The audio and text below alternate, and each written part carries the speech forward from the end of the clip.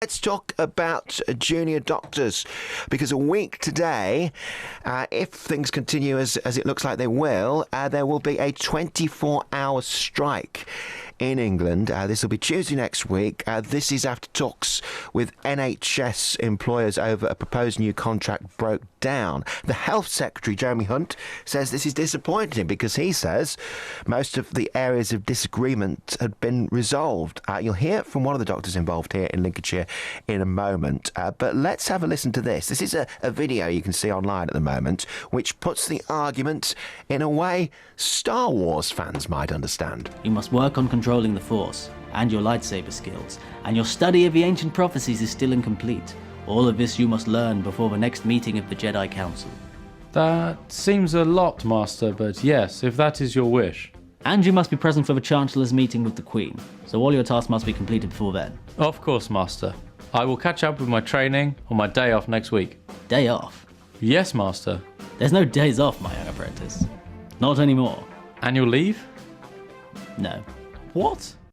Well, the man behind that is junior doctor Kishan Rees, who works in Lincoln. A bit of fun there, Kishan, to get your point across, but I suppose people might not be laughing if their appointments get cancelled next week, if their operation is off when this strike goes ahead. Good morning. Thank you very much for having me, and a belated Happy New Year to you. Let me assure you and your listeners that strike action is the last thing that we wanted. And yes, that was a tongue-in-cheek look at things, but it is a very serious issue. And strike action is not something that junior doctors contemplate lightly at all.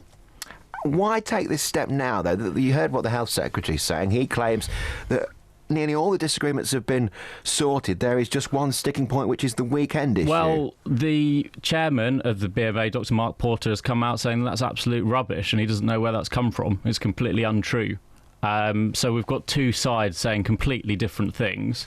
As junior doctors, we've left it to the BMA in terms of completing negotiations, and we've taken a step back from it for the last month. If the BMA go into negotiations in good faith and say that that's not happening, then we've got to stick with them. It's difficult. I think a lot of people would say and salute you and say you do a fantastic job, and obviously we couldn't be without you.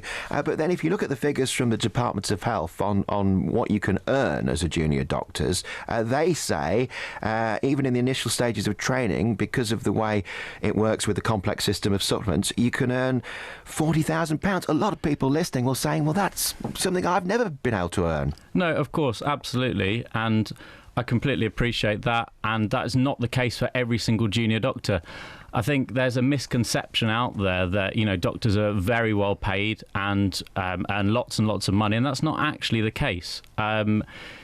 It's interesting that you bring up pay. It's been nothing to do with junior doctors wanting a pay rise, asking for a pay rise, as we've seen with the tube drivers. It's been a case of pay freezes for the last 5 years, and we've been happy with that. We've been really keen to carry on working because it's an honour, it's a privilege. A lot of us would do it for free. But the fact of the matter is we have mortgages, we have bills to pay like everyone else, and if somebody says to us that, well, actually there's going to be a 30 to 40% pay cut, then we have pre-existing financial commitments. This is not about us wanting more money. We've been perfectly happy with the pay and conditions for the last, for years. Isn't there a danger, though, that the goodwill, the sympathy you have from the public evaporates as soon as their operation gets cancelled, their appointment gets cancelled because of a strike? Absolutely, and it's not something that we take lightly at all, as I've mentioned. But I think this is part of a sustained campaign that we believe, or that we can see. It's a bit of a sustained campaign to undermine and destabilise the NHS.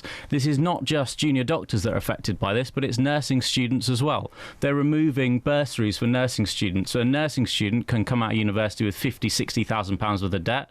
A medical student can come out with £80,000, £90,000, £100,000 worth of debt. So if we're asking the brightest young people of our country to come out and take on this kind of debt, then we've got to consider what the pay is going to be like for them afterwards. Do you see this being resolved, and do you think there's any way this strike won't happen? I hope so. I honestly hope so. There's not a single junior doctor in the country that wants to strike. But it seems that this is the only way that will be listened to, and the BMA will be listened to. So I really hope it is resolved. We'll see what happens. Good to speak to you this morning. Dr. Kishan Rees is a doctor in Lincoln.